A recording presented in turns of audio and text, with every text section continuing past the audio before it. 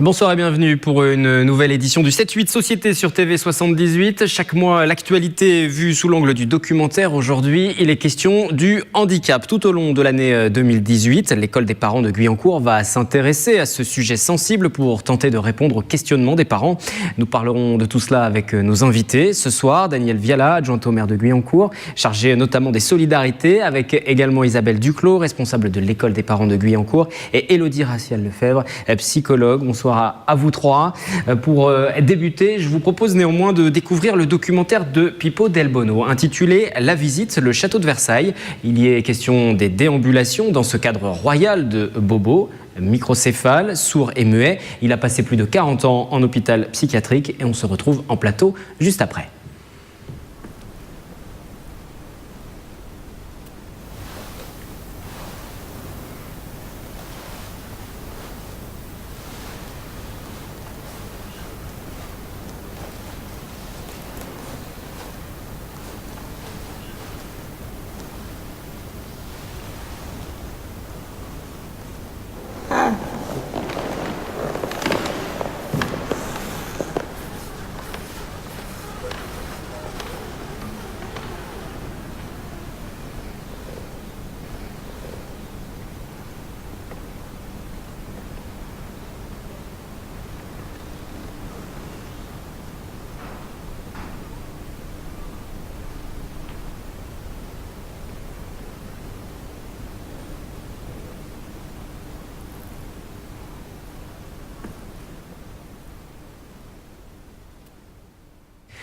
De retour sur le plateau de TV78 pour ce numéro du 7-8 Société avec ce mois-ci la thématique du handicap et de la famille. Vous venez de découvrir donc un documentaire issu de la collection de courts-métrages proposé par 10 auteurs-réalisateurs avec 10 rencontres de personnes en situation de handicap mental dans 10 grands lieux de culture. Je vous représente mes invités si vous venez de nous rejoindre. Danielle Viala qui est adjointe au maire de Guyancourt, chargée notamment des solidarités. Isabelle Duclos qui est responsable de l'école des parents de Guyancourt et Élodie Racial-Lefebvre qui est psychologue. Une nouvelle fois, bienvenue à vous trois sur ce plateau. Le message véhiculé dans le court-métrage, le documentaire que nous venons de voir, finalement, c'est que la beauté de la vie, c'est la différence, c'est ce qu'entendait dire le réalisateur. Nous vivons aujourd'hui dans une époque d'obligation de conformité, alors que finalement la vraie richesse reste la diversité. Pour introduire peut-être un peu la thématique, est-ce qu'en tant que psychologue, vous êtes aussi d'accord, et c'est dans les grandes lignes, on va détailler tout à l'heure, mais le message que vous véhiculez auprès des parents, il faut aussi prendre en compte la différence et pas le vivre comme une difficulté forcément. Alors oui, et en même temps c'est très compliqué à soutenir comme discours puisque déjà il y a une première chose qui me paraît importante à souligner, c'est que la notion de handicap a beaucoup évolué ces 40 dernières années et que maintenant le handicap prend en compte un certain nombre de problématiques très diverses. Donc sous le couvert du handicap, on parle de handicap physique, mais on parle aussi de handicap mental et depuis quelques temps maintenant de handicap psychique. Donc c'est des problématiques extrêmement variées et du même coup qui complexifient aussi beaucoup les prises en charge et qui déterminent que les professionnels soient un peu plus ajustés, s'ajustent au plus près de ces problématiques.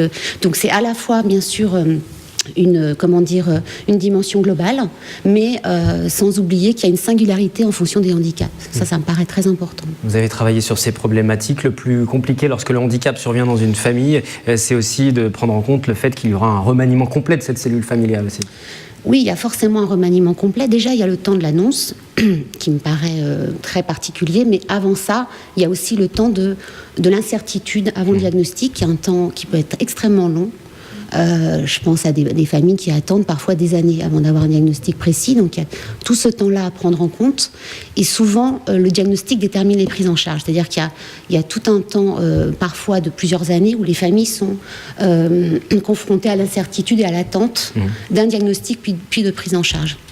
Donc ça, c'est aussi voilà, une valeur déterminante parce qu'il faut savoir qu'en général, les familles qui sont touchées par le handicap vivent effectivement un coup de tonnerre absolument dévastateur et à tout point de vue parce que ça vient remettre en cause toute la question générationnelle Ça vient toucher bien sûr la question des fratries, et puis ça vient viser aussi de manière très prégnante la question du couple conjugal, et ce qui l'organisation familiale également, puisque bien souvent familiale.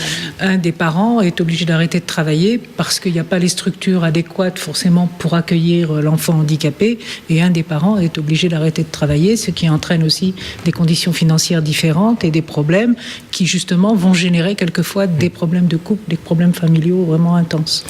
Il faut dire aussi que très souvent cette problématique parentalité-handicap touche beaucoup les familles, et notamment on retrouve beaucoup de familles monoparentales.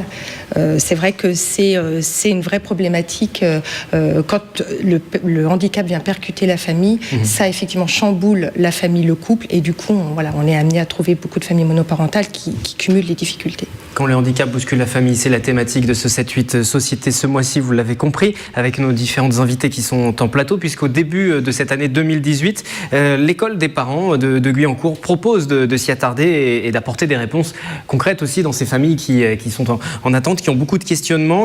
On va dérouler un petit peu le programme. On peut déjà dire que le 30 janvier à 20h30, vous interviendrez en tant que psychologue à la maison de quartier Théodore Monod. On va revenir aussi sur les autres interventions. Pendant 6 mois, Daniel Viala et Isabelle Duclos, donc jusqu'en juin, la thématique du handicap et de la famille est abordée. Pourquoi avoir fait ce choix? Déjà, tout d'abord, il y avait une forte demande aussi peut-être? Alors oui, il y avait une forte demande. Maintenant, c'est vrai que l'école des parents de Guyancourt s'adresse à tous les parents, et c'est vrai que parents et professionnels, puisqu'on l'oublie souvent, mais il y a aussi cette dimension.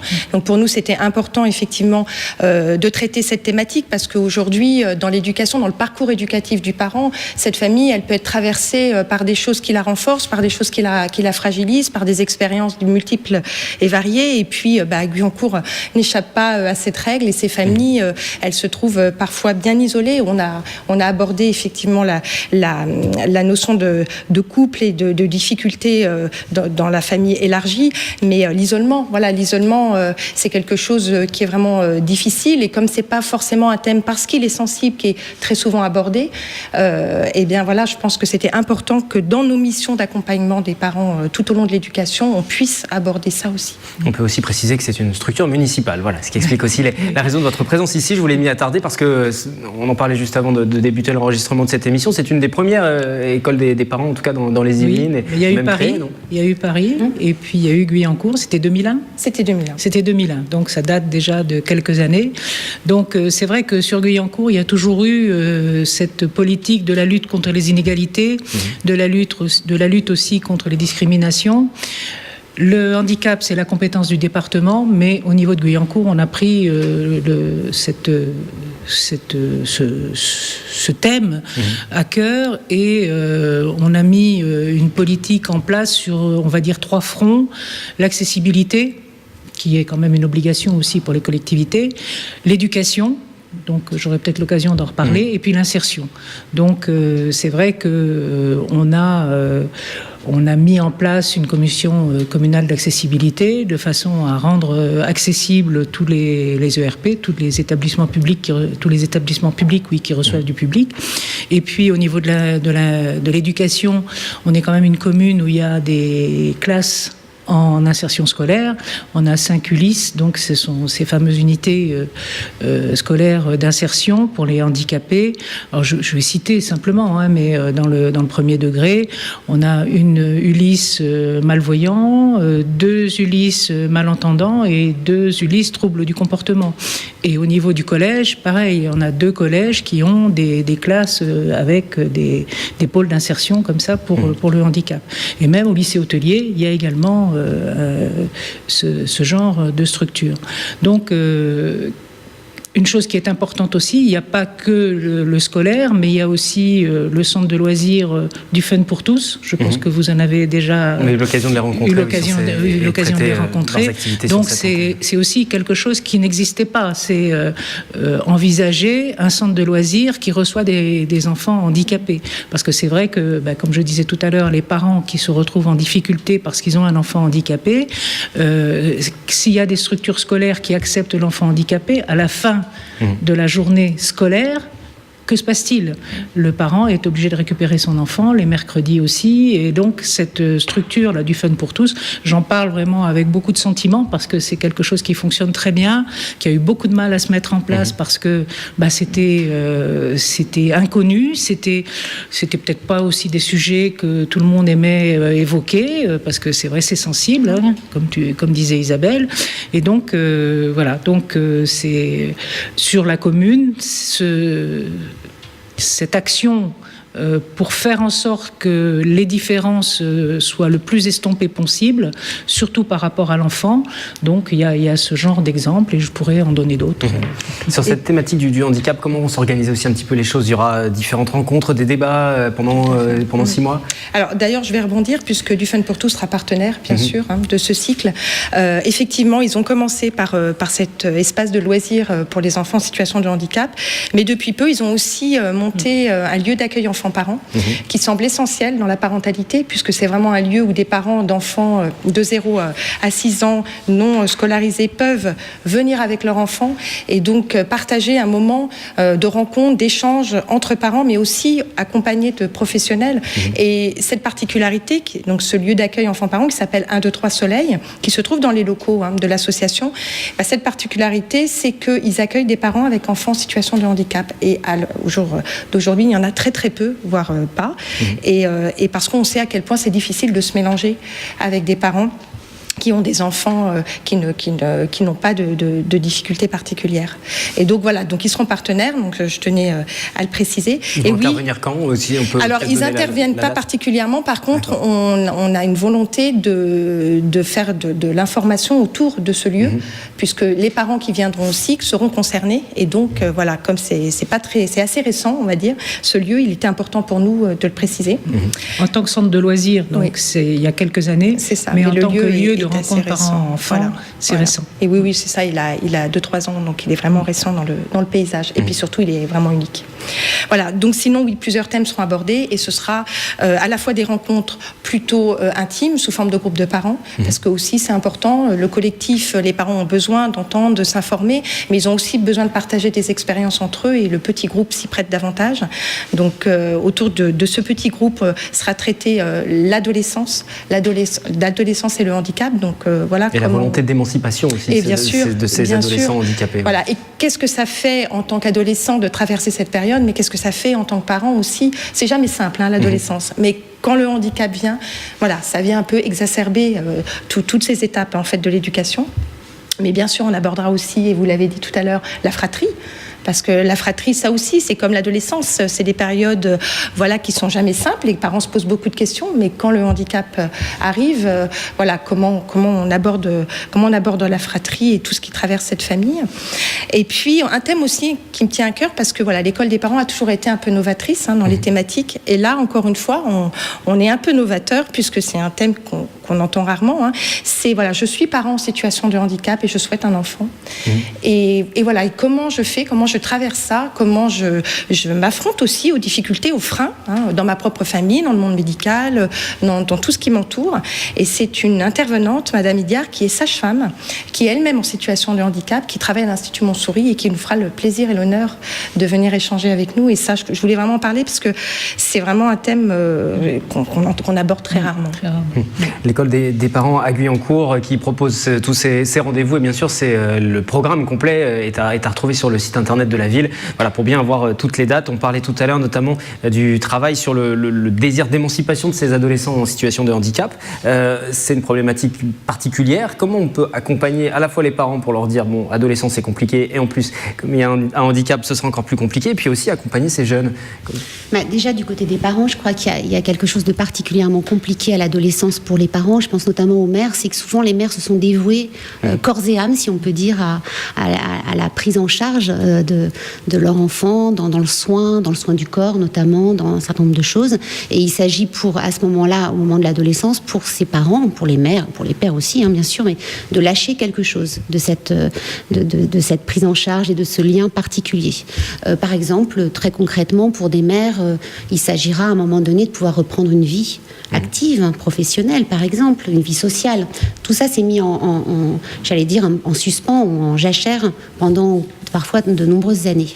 Donc du côté des parents, il y a tout un travail, je crois, d'accompagnement pour leur permettre de réinvestir d'autres espaces. Et puis du côté de l'adolescent, là, il y a aussi tout un travail, j'allais dire, du côté de l'autonomie psychique, de s'autoriser, comme tous les adolescents du monde, à pouvoir imaginer des choix professionnels, des choix d'objets d'amour, etc.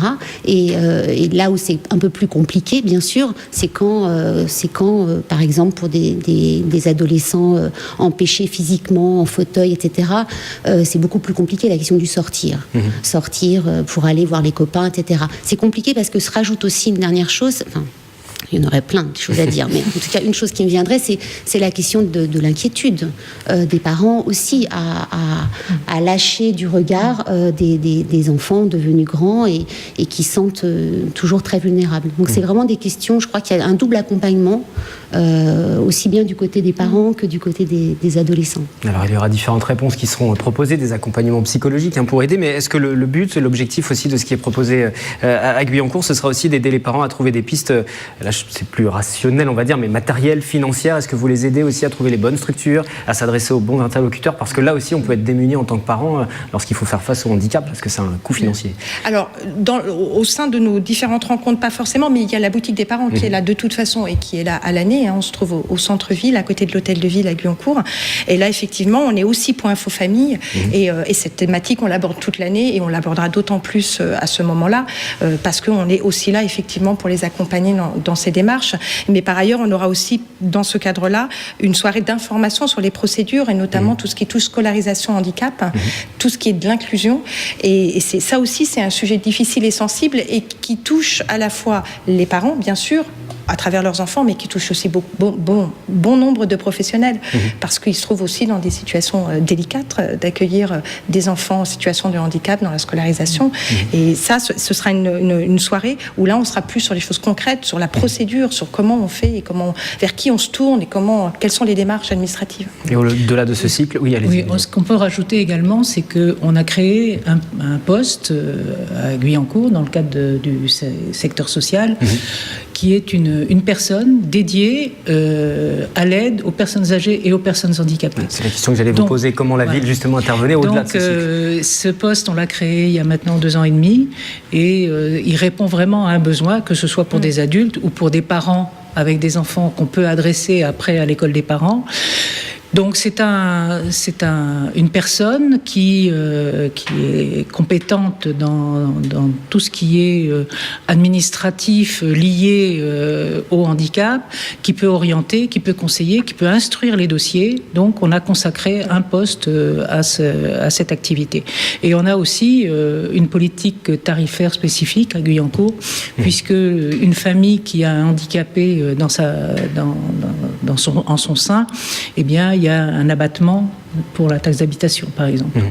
On prend en considération cette chose-là, et cet abattement peut aussi s'additionner à un abattement qui existe aussi pour les familles nombreuses ou pour les familles qui n'ont pas suffisamment pour financer une vie normale et correcte. Quand le handicap bouscule la famille, c'est la thématique dans les grandes lignes qui sera abordée par l'école des parents de Guyancourt à partir de ce mois-ci, à partir de ce mois de janvier jusqu'à l'été. On parlait des enfants, on parlait des fratries, de la famille, de la réaction du couple, des parents. Est-ce que vous allez aborder aussi la problématique des parents, cette fois-ci, qui ont un handicap par la suite, et du coup, comment réagissent les enfants cette fois-ci? On est dans une autre problématique. Est-ce que ce sera l'objet aussi d'intervention? Alors oui, tout à fait, mais alors là, plutôt dans le cadre de la médiation familiale, puisque là, on se mettra du côté des fratries qui doivent...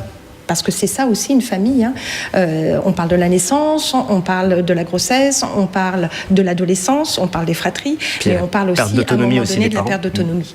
Et ça, c'est quelque chose aussi qui est d'actualité, puisque dans les années qui vont venir, on va être confronté de plus en plus à cette problématique. Et ces parents qui perdent de l'autonomie, les familles doivent trouver des solutions. Et ils sont souvent aussi là, on parle d'isolement, c'est souvent compliqué, et surtout, ça vient générer générer au sein de cette famille, ça vient générer au sein de cette fratrie des choses, des conflits, parce que beaucoup de choses de l'enfance remontent, des prises de décision très difficiles, et tout ça, ça vient vraiment rejouer des choses qui se sont ancrées depuis des années, et c'est vraiment une période difficile pour ces familles, et nous on a souhaité pouvoir les accompagner autour d'une médiation familiale, et donc c'est l'association APME Médiation de Versailles qui intervient déjà par ailleurs à Guyancourt et à la boutique des parents plutôt sur la thématique de la séparation, qui là vraiment mettra l'accent sur l'accompagnement de ces familles autour de la perte d'autonomie de nos ascendants. C'est un enjeu aussi pour les communes, hein, la perte d'autonomie et quel accompagnement aussi. Bien sûr, ça c'est un travail qui est fait au sein du secteur social notamment. La création du poste que j'évoquais tout à l'heure pour les personnes handicapées, c'est donc, on appelle le poste PAPH, donc personnes âgées, personnes handicapées. C'est aussi suivre la perte d'autonomie et favoriser le maintien à domicile, si la personne en est d'accord, bien entendu, hein, et puis faire en sorte que les aidants, parce que ça c'est un problème aussi, les aidants sont quelquefois plus fatigués ou vont quelquefois vers la mort plus vite que la personne vieillissante ou la personne handicapée vieillissante. C'est un sujet national, hein. On en parle régulièrement. Là, on a beaucoup parlé des aidants familiaux il y a quelque temps, mais il faut trouver des solutions aussi pour leur permettre d'avoir des temps de repos de façon à pouvoir continuer à être personnage aidant dans la famille.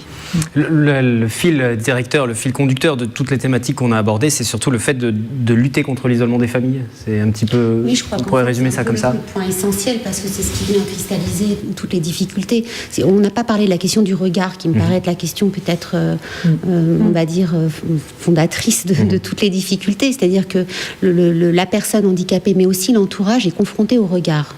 Et ce regard, il est toujours, j'allais dire, toujours en trop ou toujours en pas assez. C'est-à-dire toujours en trop, c'est-à-dire qu'il peut être aussi très, très intrusif, perçu comme tel en tout cas, ce qui fait que beaucoup de familles vont s'isoler des espaces publics, par exemple. Je pense à des parents qui vont plus aller oser emmener leurs enfants au parc ou dans des zoos, ou dans des endroits parce que ça sera beaucoup trop intrusif ou trop violent. Et puis un regard en pas assez parce qu'effectivement, ils sont aussi confrontés à l'indifférence ou à une certaine position de retrait que chacun d'entre nous peut avoir à un moment donné. Ça renvoie à des représentations extrêmement compliquées, le handicap, pour tout le monde.